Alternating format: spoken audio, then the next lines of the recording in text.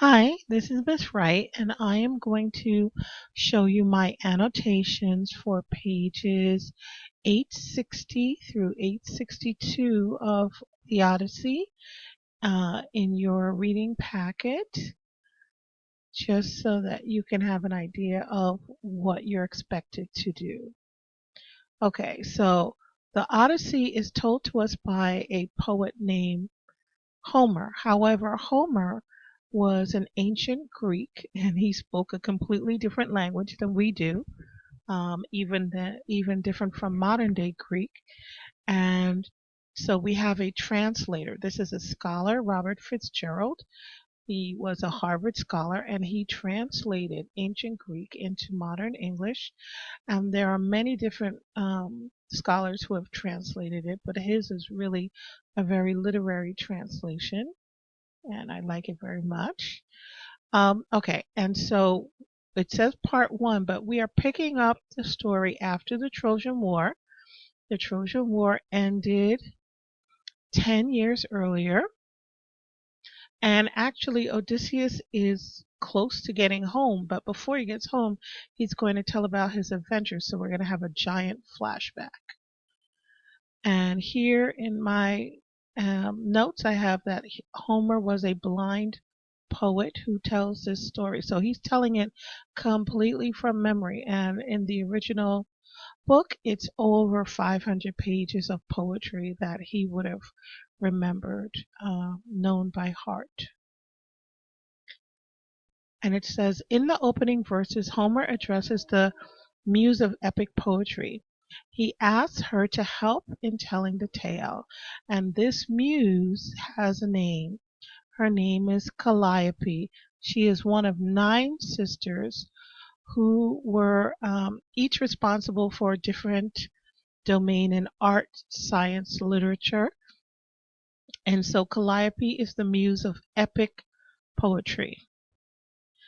And the text says, sing in me, muse, and through me tell the story of that man skilled in all ways of contending, the wanderer harried for years on end after he plundered the stronghold on the proud height of Troy. He saw the towns, lands, and learned the minds of many distant men, and weathered many bitter nights and days in his deep-hearted sea while he fought only to save his life to bring his shipmates home.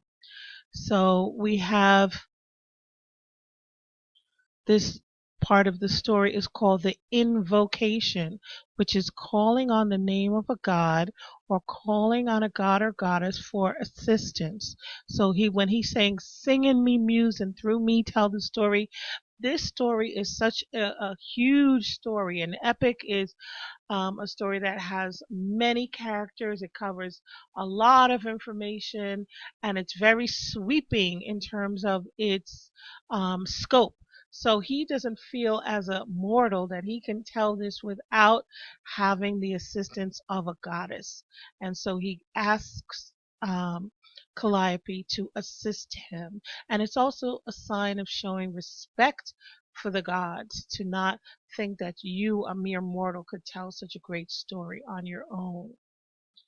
On this side, I have that man is Odysseus. When it says, tell the story of that man skilled in all ways of contending, and contending means struggling, fighting, um, conflict. He's been a man who's had a lot of problems over the years, and now just getting home has been difficult. So he's the wanderer, harried for years on end after he plundered the stronghold on the proud height of Troy, which is the story that we just read. He saw the townslands and learned the minds of many distant men. So in the 10 years since Troy, he's gone many different places. He really just wants to go home, but he's gone many different places, met people of different cultures. Some are human, were monsters. Um, and the whole time he was fighting to save his life and to bring his shipmates home. Those were his 2 goals, his 2 objectives. Okay, this is a beautiful illustration. of what the long ships might have looked like during his time, Odysseus' time. This is a list of characters that we will meet during the reading. Just a few of them, there are a lot more. Okay, so now it says, but not by will nor valor could he save them, for their own recklessness destroyed them all. Children and fools they killed and feasted on the cattle of Lord Helios the sun. And he who moves all day through heaven took from their eyes the dawn of their return. Of these adventures, Muse, daughter of Zeus, tell us in our time, lift the great song again. So you have my note here. It says, we are told right away that all his men die and that Odysseus tried to save them. So it says, not by will nor valor, meaning not by Odysseus' will nor his bravery could he save his men, for their own recklessness, their own carelessness destroyed them all. By the time he gets home alone.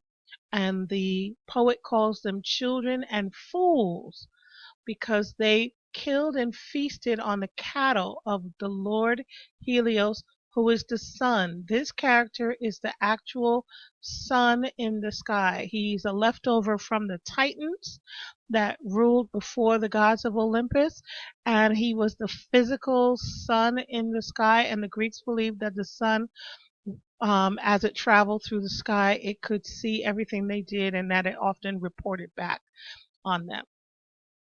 And he who moves all day through heaven took from their eyes the dawn of their return. And in my note, I put this is figurative language. It's a euphemism for death. It's a very beautiful way of saying that they died. Took from them the dawn of their return. So they never saw their homes again. Of these adventures, Muse, and this is Calliope again, daughter of Zeus. Calliope was one of the many daughters of Zeus. Homer is asking her to help tell this poem, which he calls the great song. Tell us in our time, lift the great song again. So please add this information into your reading. And as you go, because I won't do this for every single section, as you go through, please make notes and annotations and highlight important information each time you see a new character or get specific information that is new. Highlight it and do your commentary on it. Okay, that's all for now.